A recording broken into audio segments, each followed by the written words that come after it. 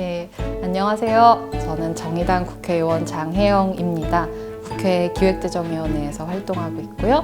올해 대표적으로 포괄적 차별금지법을 대표 발의한 의원이기도 합니다. 반갑습니다.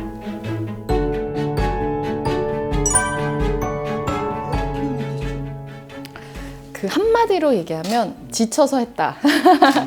지쳐서 정치를 하기로 했다. 그렇게 말씀을 드리는데 저는 원래는 창작자로서 그 이전에 살아왔다고 생각을 해요. 창작자. 네. 그러니까 뭔가를 뭐 글도 쓰고 뭐 그림도 그리고 영화도 찍고 뭐 유튜브도 하고 했지만 결국은 정치가 법과 제도가 움직여야 되는 순간들이 있잖아요. 근데 그렇게 움직여야 한다고 길거리에서 소리치는 역할로 저는 처음에는 충분할 거라고 생각했어요.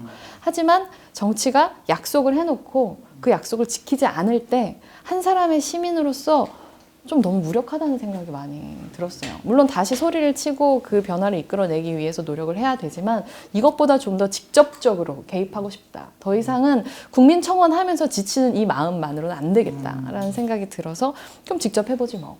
왜냐하면은 참정권은 이제 뭐랄까 투표를 하는 권리도 있지만 투표를 받을 권리도 있는 거잖아요. 네. 그럼 그쪽 권리를 한번 행사해볼까? 라는 생각을 하고 결심을 하고 뛰어든 거죠. 아침에 국회 들어올 때 네.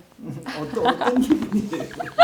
적응이 안 돼요. 저게 내 직장이라고? 약간 그 파란 뚜껑 이거 볼 때마다 적응이 안 돼요. 아직까진 낯설어요. 그리고 국회에 계신 많은 분들도 아직은 낯설죠. 왜냐면은 그 잘 알려진 의원님들은 얼굴 보면 아시는데 이제 저는 배지 안 달고 들어가면은 이제 앞에서 잡히거든요. 1, 2, 3.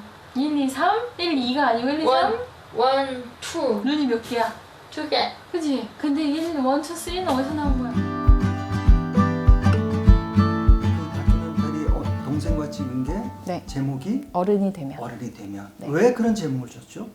그게 동생의 입버릇이었어요. 시설에 살았었을 때. 그러니까 언제 그런 말을 하냐면 뭐를 막 하고 싶어요. 예를 들면 핫도그를 먹고 싶어요. 근데 상황상 핫도그를 먹을 수가 없어요. 그러면은 핫도그 안 돼, 못 먹어 라고 하면 혼잣말로 어른이 되면 할 수 있어? 어른이 되면 먹을 수 있어? 이렇게 말했거든요. 그냥 어떤 영원히 미숙한 존재로서 어른이 아니라고 하는 규정 속에서 어른 되면 하세요 라는 말을 인이 박히게 들었던 거죠. 그래서 스스로 어른이 아니라고 생각하고 어른이 되면 할 수 있어 라고 하는 말로 자기 자신을 타일러 왔던 거예요. 근데 그것이 우리 사회가 장애인을 어떻게 대하고 있는지를 가장 극명하게 보여주는 말이라고도 생각했어요.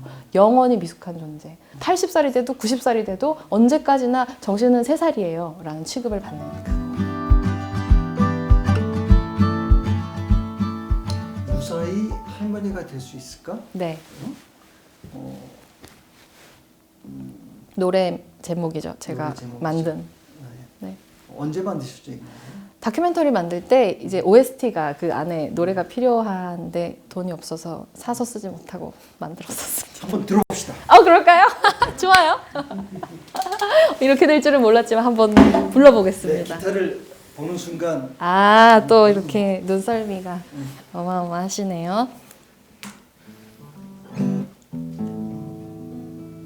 이제 스트레스를 풀 때 종종 기타를 칩니다.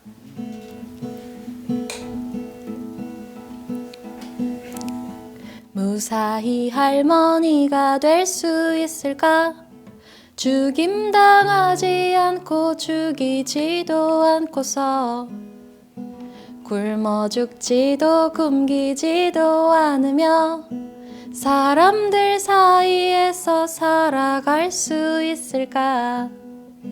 나이를 먹는 것은 두렵지 않아 상냥함을 잃어가는 것이 두려울 뿐 모두가 다 그렇게 살고 있다고 아무렇지 않게 말하고 싶지는 않아 흐르는 시간들이 내게 말을 걸어오네 랄라리라 라리랄라리라 리랄랄라리랄랄라 리랄랄라라라 라라 리랄랄라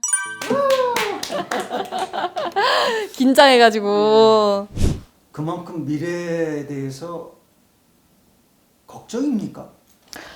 실체가 있는 불안이죠.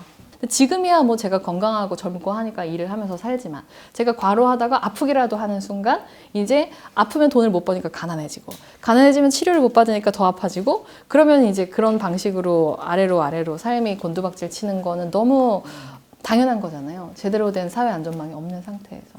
그렇기 때문에 그렇게 비참하게 죽고 싶지 않아서 무사히 할머니가 되고 싶어서 다른 많은 일들을 하는 거고 그렇게 하다 보니까 정치까지 온 거고 그런 거죠. 그러니까 결국 그런 동생과의 생활, 동생과의 경험, 네. 또 동생과의 다큐멘터리를 찍은 게 오늘날 국회의원이 되게 된 아주 직접적인 계기죠. 지표적인 계기죠. 그 다큐멘터리 작업 이후에 국회에 입성해서도 그 문제의식을 이제는 이제 입법을 통해서 내지는 정치를 통해서 보여드려야 되잖아요. 그래서 가장 먼저 했었던 것은 소통관, 국회 소통관이라고 이제 기자회견장이 있는데 거기에다가 수어 통역을 상시 배치하는 문제였어요. 그것은 입법도 아니고 정말로 의장실을 찾아가가지고 지금 국회라고 하는 곳, 국회 소통관이라고 하는 것은 기자회견을 하는 장소잖아요. 그럼 그곳에서 국회의원들이 하는 말들은 모든 국민들에게 하는 말인데 농인인 국민들은 그 언어로부터 배제돼 있다. 이것은 차별이기 때문에 국회가 시정해야 되는 문제고 소통관에 수어 통역사가 상식 이제 할 수 있게 배치될 수 있게 해달라는 요청을 드렸고 이제 그걸 받아들여 주셔가지고 이제 이 국회에는 소통관에 상시 통역이 있거든요. 그리고 그 첫 이제 기자회견을 제가 할 수 있게 의장님이 좀 배려를 해주시고 했는데 시작은 이제 그것이고 저에게는 이 탈시설 이라고 하는 것을 법제화한다라고 하는 굉장히 중요한 소명이 있고 또 뿐만 아니라 이런 정치의 문턱, 국회의 문턱 이런 것들로부터 이제 장애를 가진 시민들이 소외되지 않도록 하는 이제 국회법 개정안 이런 거를 만들어서 통과를 이번에 시키기도 했고 거대 양당의 적대적 공생관계라고 생각합니다. 결국에는 민주주의의 핵심은 저는 다양성이라고 생각해요.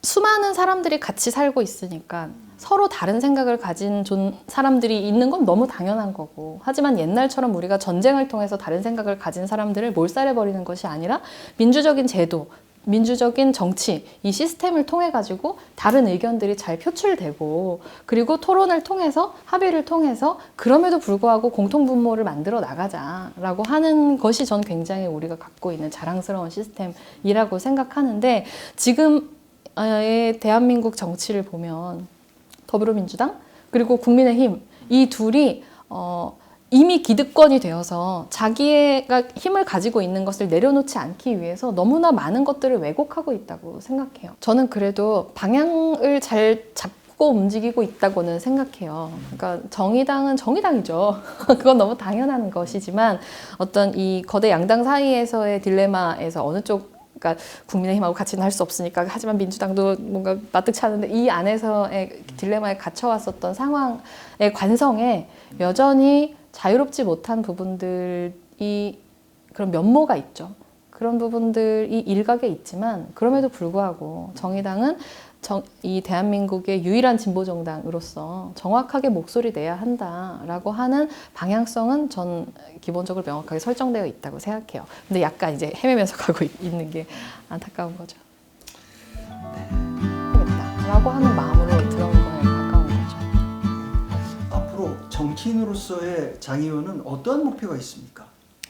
저는 풀고 싶은 문제가 있기 때문에 여기에 온 거예요. 처음에는 저에게는 시작은 장애인의 인권이었죠. 동생의 삶이었고. 근데 이제 7개월 정치를 하면서 제가 알게 된 거는 저는 그렇게 예를 들면 탈시설법을 통과시키는 거야 라고 하는 3점 슛을 넣는 것이 이 정치 밖에 있었을 때 제가 정치를 생각했던 거였다면 이제는 그게 아니라 이 코트를 이겨야 되는 거고 이 시즌을 이겨야 되는 거야. 제가 3점 슛은 넣었지만 경기를 질 수도 있잖아요. 그런 의미가 없어지는 거죠. 그게 아니라 정말로 이 세상에 가득 퍼져 있는 전반적인 불평등을 해소하고 아주 보편적이고 기본적인 인권, 존엄 이런 거를 누리지 못하는 많은 사람들의 삶을 개선하는 그 일을 전부 함께 하면서 그 안에 정말로 내가 정치를 시작하게 만들었던 문제도 같이 푸는 거야 라는 거를 알겠어요. 그래서 저는 눈앞에 불평등하고 싸우는 정치가 지금 저의 정치이죠. 있죠, 당연히 있고요. 저는 청년이기도 하고 여성이기도 하잖아요. 그렇기 때문에 저를 청년 정치인의 대표 내지는 여성 정치인의 대표라고는 생각하지만 정치인의 대표라고 기본적으로 생각하지 않는 거죠. 청년을 대표할 수는 있지, 여성을 대표할 수는 있어. 하지만 네가 인간을 대표할 수는 없어 라고 생각하는 이 관점을 사실 늘 느끼죠. 늘 느껴서 그래서 저는 자기소개할 때 그렇게 얘기해요. 21대 국회에서 가장 평범한 정치인 장혜영입니다. 이렇게 얘기를 하기도 하죠.